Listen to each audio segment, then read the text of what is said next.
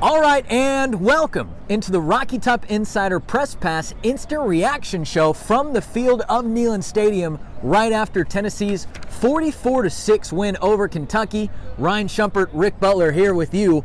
Ryan, this was a beatdown in every sense of the word. Tennessee gave Kentucky very little momentum throughout the game. Kentucky had very little answers for Tennessee, and frankly, we saw Tennessee look like one of the premier teams in the country tonight.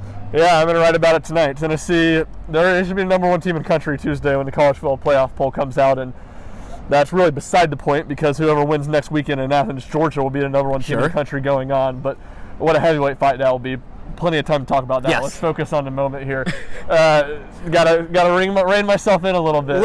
But a bludgeoning, beat-down, bully ball by Tennessee. I mean, any sort of adverb you want to use to describe this performance from Tennessee, it was as dominant as could be. Tennessee went up 7-0 early.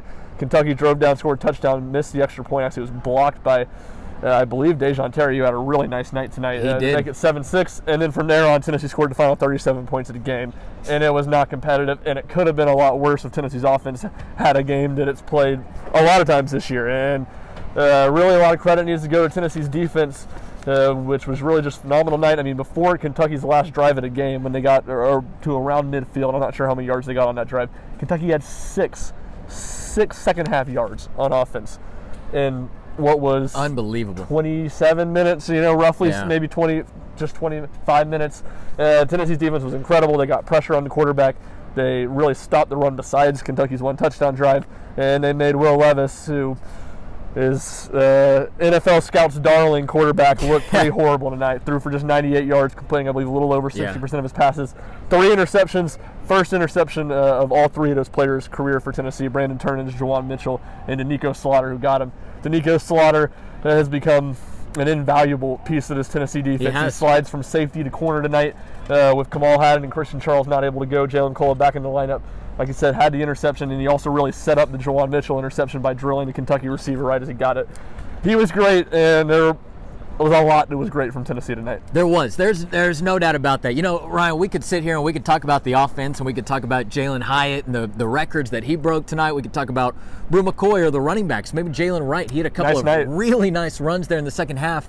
But Ryan, I completely agree with you. I think the defense is in the spotlight after the game tonight just for the constant pressure and the constant way that they were able to make Kentucky uncomfortable throughout the game. You could tell, man, that nobody on that offense was really comfortable at any point in the game. Like you said, there were just kind of that you kind of got that first part in the first quarter where they do put some points on the board. Tennessee and Kentucky are trading a little bit back and forth.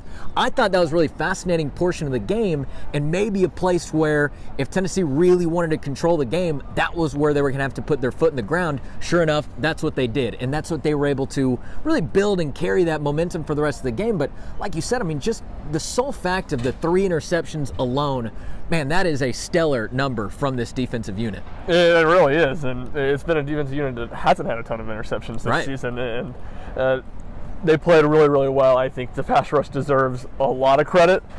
4 sacks tonight, I believe the second most of the season behind that LSU game.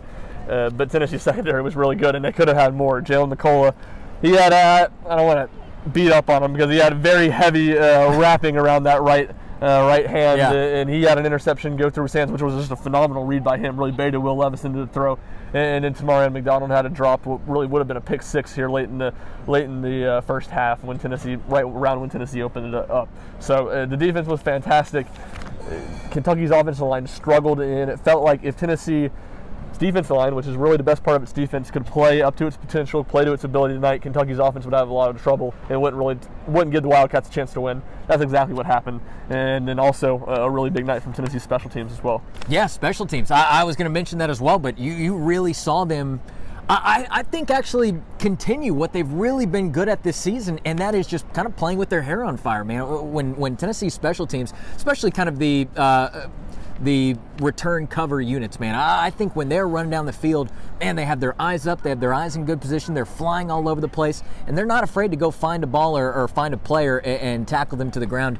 Then you go to Chase McGrath, who, does miss that one PAT right here on this side of the field, but he comes back, he drills about a 30-yard field goal a little bit later on. I'm trying to remember if that was his only. He did miss another field goal. I believe that was the only field goal he made on the night. Yeah, I think you're right as well. But he kind of had a rough night. That was really the only guy in the Tennessee special teams room that didn't have his best performance. Yeah, no doubt. But the rest of special teams, though, continues to play pretty well. Yeah, 100%. Paxton Brooks down Kentucky inside the 5-yard line twice. D. Williams, some more good returns. I kept on predicting he was going to break one for a touchdown. He got close. He did. On really a couple, but especially one there in the fourth quarter. Yeah, far side of the field. And one thing, and you touched on it, one thing I really think is fitting representative of this team is how aggressive they are on their kick coverage. Tennessee, Paxton Brooks has a leg that he could kick it in the end zone a lot. Tennessee doesn't want him to kick in the end zone. They want him to kick it high, and they want him to kick it short, and they want it to be, do not let the other team take a fair catch. We're going to go down, and we're going to tackle them inside the 25-yard line. They didn't do it every time tonight. They haven't done it every single time this season, but they've done it more times than not, and they've been really consistent. And that's just such an aggressive attacking attitude. I really think represents this whole team, offense, defense, and special teams. And they're unafraid of giving up the big return. They want to go give opponent worse field position, and they should. I mean, the 25-yard line, you kick the ball near the end. I always say, if you should never take the ball out of the end zone unless you got Cordell Patterson back there, just a phenomenal returner. You should never take it out of the end zone. And Tennessee said, we're not giving you the ball at 25-yard line. You're going to have to earn getting there. We're going to kick it short. We're going to fly down and try to make a play.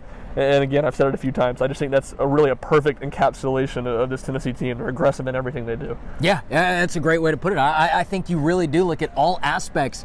There is a sense of this team that is very overwhelming to opposing teams. Look, and we've seen it against your Ball States and your Akrons and your UT Martins, but heck, we've seen it against Kentucky and LSU and even Alabama at times. We have seen an intimidation factor, an overwhelming presence that Tennessee really has on the field, which is just so far different from anything that we've seen really in this, this 10-year stretch or so. This is a different Tennessee team. This is a different Tennessee time in history. Man, how about this crowd as well? Yeah. Once again, nearly 102,000 people packed into the stands had an impact in this game from the first whistle to the last. Tennessee is really establishing itself. It's one of the best home field environments, home field advantages, that's the word I was looking for, in the country. It is, and it was another rowdy crowd tonight, a really good crowd. And a lot of fans in black in the stands, black uniforms in the night game. It looked really good, and certainly a great Halloween weekend for the Bulls. I thought the jerseys looked tremendous. I did too. I thought they really looked slick on the field. All right, Ryan, any other kind of final takeaways on the night? We still got a lot of work to do. We still got a podcast we're going to go record as well, but just kind of for this instant reaction video, any kind of final takeaways? And maybe this is more of a podcast thought, and I'll probably hit on it there too, but on the macro on Tennessee's defense, I think that unit really continues to be a lot better. They played great at LSU. The Alabama game, the numbers don't look good, but they made some timely plays in that game, and by doggone it, Bryce Young made some really good plays in that game when Tennessee had some good defense. Obviously, the UT Martin game, not a whole lot to glean from, and tonight they were really good. So in their last 4 games, one of them played well against an FCS opponent. The other 2, they shut down middle of the pack SEC offenses, and then they struggled against a really good Alabama offense, and in a game they're also playing from ahead, a lot of the game. So Alabama was going to get theirs in that game. So I'm fascinated of what Tennessee's defense is going to look like next week down in Athens, Georgia. Quietly, they keep playing a little bit better, and they keep figuring some things out. They're banged up. Brandon blanking on his name, Danico Slaughter at corner tonight. He looked really, really good, and that's been the biggest weakness of this Tennessee defense is that corner spot. It'll be interesting to see if he stays there if Kamal Haddon and Christian Charles are back. Both those guys dressed out today, didn't play. Seems like they're close to being back in the lineup. Yeah, hey, it's late right now. It's 11:54 at night. The clock is about to turn to midnight. We're about to be on Halloween's Eve, so we'll go ahead and get out of here. Hey, one more thing I did want to mention though, and this was something that we teased a couple minutes ago at the beginning, but that's Jalen Hyatt. 5 receptions tonight, 138 yards and 2 touchdowns, 2 wide open touchdowns. The kid continues to be one of the most prolific wide receivers in all of college football. I thought that was a really interesting answer from Josh Heupel after the game. They said, hey, we obviously know that you guys have a big-time scheme, but what is it? How much of it is your scheme? How much of it is Jalen Hyatt just going and making those big plays? And he said, well, hey, of course, we take pride in our scheme, right? That's what we work on all week. But at the end of the day, it is Jalen Hyatt. It's Hendon Hooker completing the throw to him. It's Jalen Hyatt hauling in that catch. It's the offensive line giving him protection.